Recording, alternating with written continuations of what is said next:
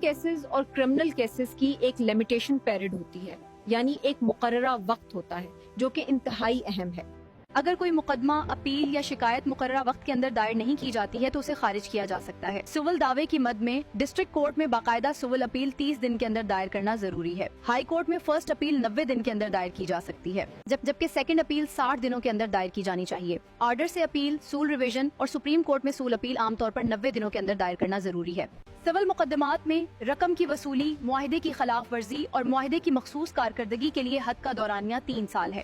غیر منقولہ جائیداد کے قبضے اور ڈگری کے نفاذ کے لیے وقت کی حد 12 سال ہے۔ سی پی سی کے آرڈر 8 رول 1 کے تحت تحریری بیان سروس کے 30 دنوں کے اندر دائر کیا جانا چاہیے، جسے 90 دنوں تک بڑھایا جا سکتا ہے۔ صارفین کی شکایت 2 سال کے اندر دائر کی جانی چاہیے اور فیٹل ایکسیڈنٹس ایکٹ کے تحت دعویز بھی 2 سال کے اندر دائر کیا جانا چاہیے۔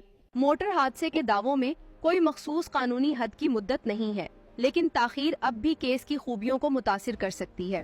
جہاں تک فوجداری مقدمات کا تعلق ہے، سزا کے خلاف اپیل ڈسٹرکٹ کورٹ میں 30 دن اور ہائی کورٹ میں 60 دن کے اندر دائر ہونی چاہیے۔ فوجداری نظر ثانیہ 90 دن کے اندر دائر کی جانی چاہیے، جبکہ بریت کے خلاف حکومتی اپیل 6 ماہ کے اندر دائر کی جانی چاہیے۔ چیک ڈس آنر کیسز میں 30 دن کے اندر قانونی نوٹس جاری کرنا ضروری ہے اور سیکشن 138 کے تحت شکایت 15 دن کے نوٹس کی مدت ختم ہونے کے بعد 30 دن کے اندر درج کی جانی چاہیے۔